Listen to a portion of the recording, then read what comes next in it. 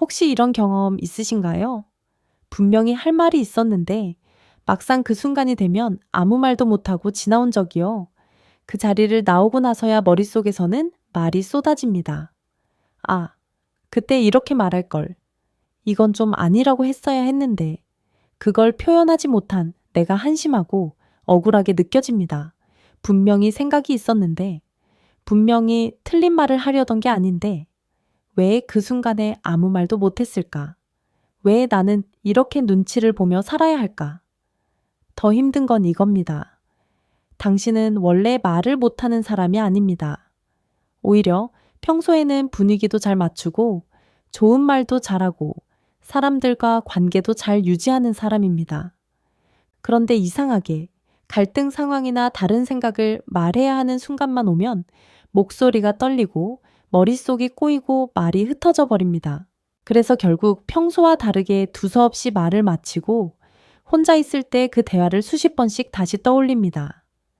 나는 왜 이럴까? 이건 단순한 말하기 기술의 문제가 아닙니다. 그렇다면 진짜 이유는 뭘까요? 이건 당신의 마음이 오랫동안 만들어온 하나의 생존 방식입니다.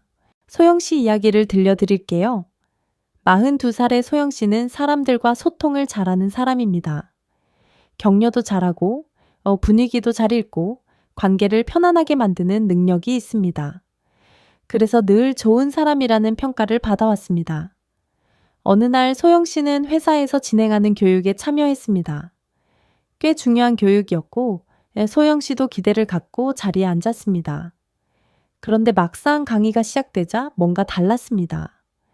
강사가 준비를 제대로 해오지 않은 게 느껴졌어요. 내용은 두서가 없었고 기대했던 것과는 많이 달랐습니다. 왜 저걸 저렇게 설명하지? 이건 아닌데.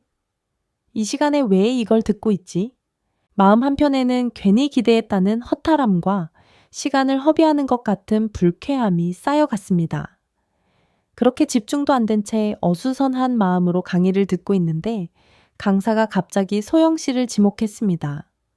소영 씨, 어떻게 들으셨어요? 순간 머릿속이 하얘졌습니다. 입을 열었지만 목소리가 떨렸습니다. 말을 이으려 할수록 생각이 꼬였습니다. 결국 하고 싶었던 말은 어디론가 사라지고 두서없이 횡설수설하다 어색하게 마무리했습니다. 그날 밤 소영 씨는 계속 그 장면을 떠올리며 입을 킥을 했습니다. 나는 왜 그때 그렇게 말했지? 직장 동료들이 나를 어떻게 생각할까? 처음에는 그저 억울하고 쪽팔렸습니다. 분명히 할 말이 있었는데 그걸 하지 못한 자신이 한심하게 느껴졌습니다. 그런데 저와 이야기를 하며 조금 더 깊이 들여다보니 그 감정은 여러 마음이 겹쳐 있었습니다. 사실 소영 씨는 그 자리에서 잘하고 싶었습니다. 동료들에게 좋은 인상을 남기고 싶었고, 야무지게 자기 생각을 표현하고 싶었고, 실수하고 싶지 않았습니다. 그 마음의 뿌리에는 이런 욕구가 있었습니다. 나도 인정받고 싶다. 그런데 동시에 강의에 대한 불만도 마음 안에 가득 차 있었습니다. 준비가 부족한 강의로 시간을 허비한 것 같은 실망과 불쾌함이요. 이 두 마음이 한꺼번에 올라온 겁니다. 인정받고 싶은 마음과 솔직히 말하고 싶은 마음. 그런데 소영 씨 안에는 오래전부터 자리 잡아온 깊은 신념이 있었습니다. 잘해야 인정받는다. 그리고 동시에 상대를 불편하게 하면 안 된다. 이 두 신념이 동시에 작동하는 순간 마음은 딜레마에 빠집니다. 솔직하게 말하면 인정받지 못할 것 같고 좋은 말만 하자니 내 마음이 담기지 않고 그래서 소영 씨는 자기 안에서 올라오는 생각을 그대로 말하는 대신 괜찮은 말을 찾기 시작합니다. 상대도 괜찮고 분위기도 괜찮고 나도 안전한 말.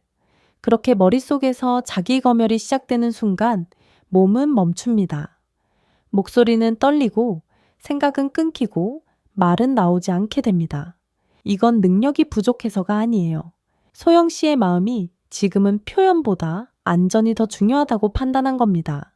당신도 이런 경험이 있으신가요? 이건 소영 씨만의 문제가 아닙니다. 많은 사람들이 비슷한 순간을 경험합니다.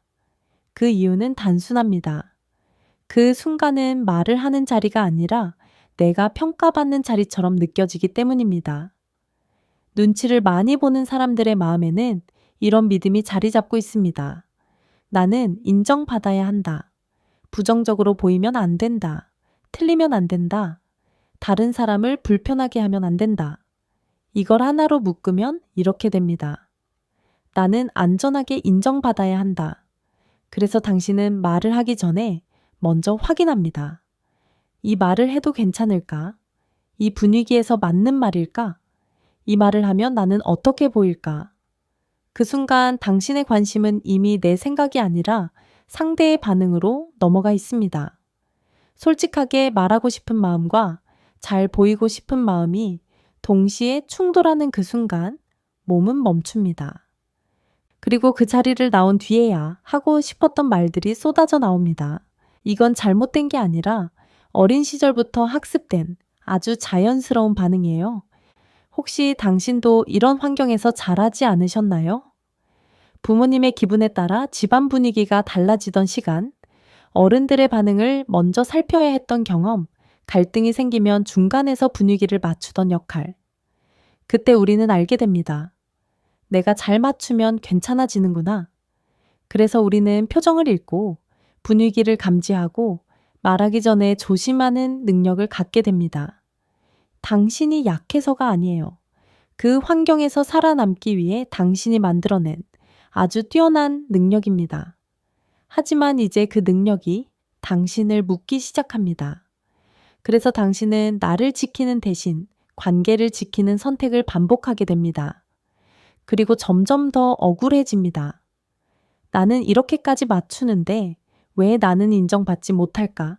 그 억울함의 정체는 이거예요. 당신은 나를 지우면서까지 관계를 지켰는데 그 관계 안에서 당신은 점점 보이지 않게 되었기 때문입니다. 그렇다면 이제 어떻게 해야 할까요? 많은 사람들이 이렇게 결심합니다. 이제는 눈치 안 보고 말해야지. 그런데 이 방식은 오히려 더 무너질 수 있어요. 왜냐하면 당신의 마음은 아직 그걸 위험한 행동으로 느끼기 때문이에요. 그래서 방향이 달라야 합니다. 눈치를 없애는 것이 아니라 눈치를 보면서도 조금씩 나를 표현하는 거예요. 오늘 당장 해볼 수 있는 것 딱 3가지를 말씀드릴게요. 첫 번째, 다른 의견이 있을 때 정면으로 반박하려 하지 말고 이렇게 말해보는 겁니다. 저는 이런 관점도 떠올랐습니다. 개인적으로는 이렇게도 생각해 봤습니다. 이건 싸우는 게 아닙니다. 당신의 생각을 그 자리에 추가하는 방식입니다. 그리고 꼭 기억해 주세요.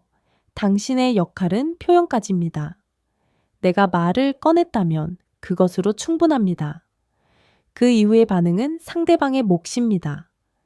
이걸 내려놓는 순간 마음은 훨씬 가벼워집니다. 두 번째, 감정이 올라온 상태에서는 말하지 않아도 괜찮습니다. 그 자리에서 나를 증명하려 하지 않아도 돼요. 잠시 멈추고 정리하고 나중에 말해도 괜찮습니다. 세 번째, 눈치 보는 삶에서 벗어나고 싶다면 큰 용기가 아니라 작은 불편을 선택하는 연습이 필요합니다. 메뉴를 고를 때 저는 이게 먹고 싶어요. 부탁을 받았을 때 이번에는 어려울 것 같아요. 의견을 물었을 때 저는 다르게 생각해요. 이런 작은 순간들이 당신의 기준을 만들어 갑니다. 그리고 이것을 꼭 기억해 주세요. 눈치를 많이 본다는 건 당신이 약해서가 아니에요.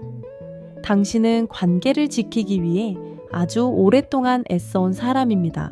그래서 지금 필요한 건 당신을 바꾸는 것이 아니라 당신을 지키는 방식을 조금 바꾸는 것입니다. 좋은 사람으로 살아남는 방식에서 자기 목소리로 존재하는 방식으로요. 그 변화는 크게 말하는 순간이 아니라 아주 작은 한마디에서 시작됩니다. 오늘 단 한 번이라도 저는 이렇게 생각합니다. 이 한마디를 꺼내보세요. 완벽하지 않아도 어색해도 괜찮아요. 그 한마디가 나로 살아가기 시작하는 작지만 용기 있는 첫걸음이 될 테니까요. 오늘 영상에서 마음에 닿았던 순간이 있다면 댓글로 남겨주세요. 당신의 한 줄이 누군가에게 작은 위로가 될 수 있습니다. 그리고 오늘 이야기가 당신의 마음을 조금이라도 편안하게 해주었다면 구독과 좋아요로 함께 해주세요. 내 마음의 정원, 이너 코칭이었습니다.